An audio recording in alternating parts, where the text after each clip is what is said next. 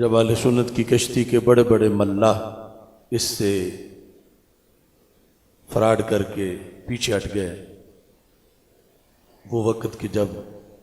طغیانی پورے جوبن پر عروج پر تھی اور موجیں اور ان کے تپیڑے کارواں کو تحوالہ کر رہے تھے، اللہ کے فضل سے اس میں ہم نے اذان حق دی۔ دین کسی کا محتاج نہیں، نہ کسی مولوی کا، نہ کسی پیر کا، نہ کسی مدرسے کا، نہ کسی آستانے کا۔ تو یہ اللہ وقت دیتا ہے کسی کسی کو کہ وہ دین کی خدمت کر لے، تو اس خدمت کے لحاظ سے جو ہے وہ ہمیں آج موقع ملا ہوا ہے، کل نہیں ہوگا۔ اس وقت جو ہے وہ ہر ایک کو اذان دینے کی ضرورت، اور اذان دیتے وقت مؤذن صرف اس چیز کا پابند ہے کہ وہ وقت پہ اذان دے، اور اگر وہ گننا شروع کر دے کہ نمازی اگر 1000 آئیں گے پھر تو میں اذان دوں گا، اور اگر نہیں آئیں گے میں تو اذان نہیں دوں گا، یا اگر کوئی مجھے داد دے گا تو پھر تو میں اذان دوں گا،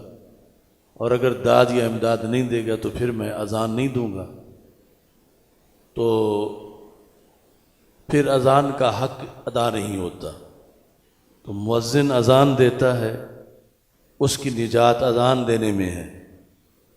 نمازیوں کی تعداد یہ اللہ کے فضل پر ہے اور اللہ کی مرضی ہے۔ ہو سکتا ہے آج کی اذانوں پر اگلی صدیوں میں نمازی پیدا ہوں، لیکن اذان کی غیر حاضری نہیں ہونی چاہیے۔ اور ساتھ یہ ہے کہ حق کے دائی اور حق کے علمبردار شروع سے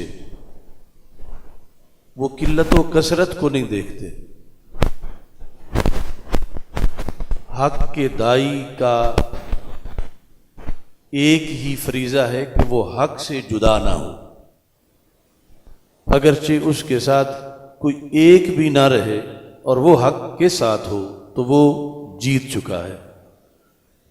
اور اگر وہ حق سے ہٹ جائے اگرچہ کروڑوں اس کے ساتھ ہوں تو وہ ہار چکا ہے۔ اس بنیاد پر آپ نے یہ دیکھنا ہے کہ اللہ نے ہمیں حق دیا ہے، ہم حق کے ساتھ ہیں، تو حق کے ہوتے ہوئے ہمیں کروڑوں عوام کی کثرت کی ضرورت نہیں ہے، ایسی کہ اس کے بغیر ہم چل نہ سکیں۔ ہو جائے تو نور علی نور ہے، لیکن یہ نہیں کہ وہی ہمارا دین ایمان ہو کہ اگر ایسے اتنا زمانہ ہمارے ساتھ چلے تو پھر ہم چلیں۔ جب حجاج بن یوسف کے خلاف حضرت عبداللہ بن زبیر رضی اللہ تعالیٰ عنہ لڑتے لڑتے تنہا رہ گئے تھے، یہاں تک کہ آپ کے خاندان کے لوگ بھی حجاج سے مل گئے تھے اور ساتھی شہید ہو گئے تھے، تو آپ اپنی امی جان حضرت اسماء بنت ابی بکر رضی اللہ تعالیٰ عنہ کے پاس مکہ مکرمہ میں حاضر ہوئے کہ اب میں کیا کروں، میرے ساتھی تو شہید ہو گئے ہیں اور کچھ ساتھی ساتھ چھوڑ گئے ہیں، یہاں تک کہ ایک روایت میں کہ ان کے بیٹے بھی حجاج سے مل گئے تھے حضرت عبداللہ بن زبیر کے، اب میرے لیے کیا مشورہ ہے؟ تو حضرت اسماء رضی اللہ تعالی عنہا نے فرمایا کہ میرے بیٹے مجھے ایک بات کا جواب دو، آپ نے حجاج بن یوسف کے خلاف علم جہاد کیوں بلند کیا تھا؟ کیا اس کا سبب یہ تھا کہ تمہارے ساتھ ساتھیوں کی کثرت ہے؟ کیا اس کا سبب یہ تھا کہ تمہارے پاس پیسے کا زور ہے، اسلحہ بڑا ہے؟ یا اس کا سبب یہ تھا کہ تم حق پر ہو؟ تو آپ نے فرمایا اس کا سبب تو یہی تھا کہ میں حق پر ہوں، اور میں نے حجاج بن یوسف کے خلاف، اس کے ظلم کے خلاف عالم جہاد بلند کیا، میں حق کی وجہ سے اس کے خلاف کھڑا۔ تو عظیم امی نے کہا میرے بیٹے حق تو شہید نہیں ہوا، حق نے تو ساتھ نہیں چھوڑا،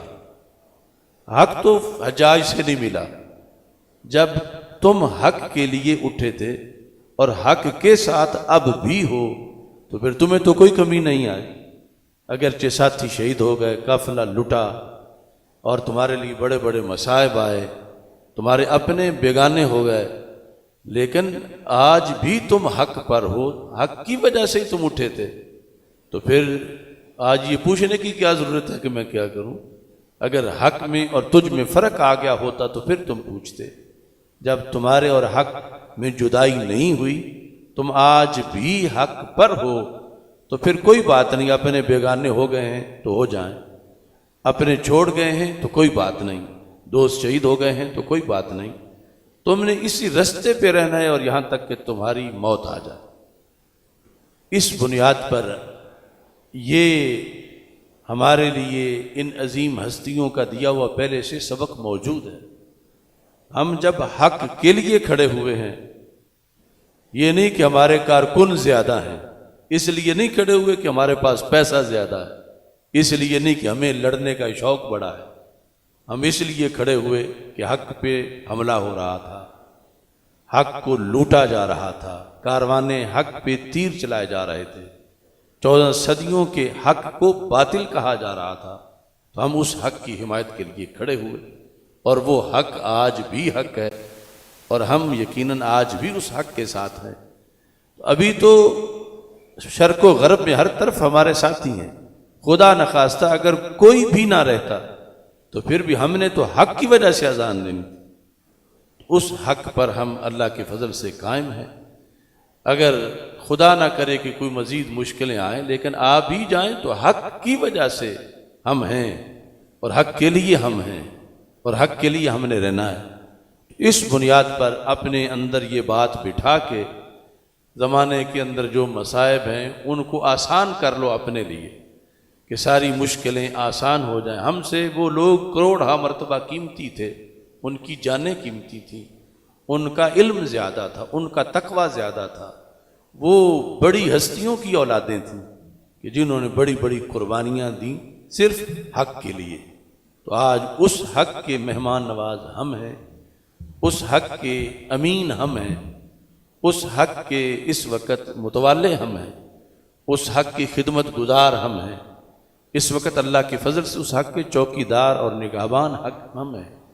تو یہ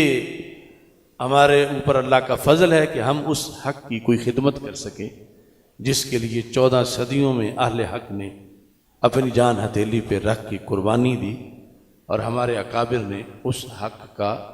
ساتھ دیا۔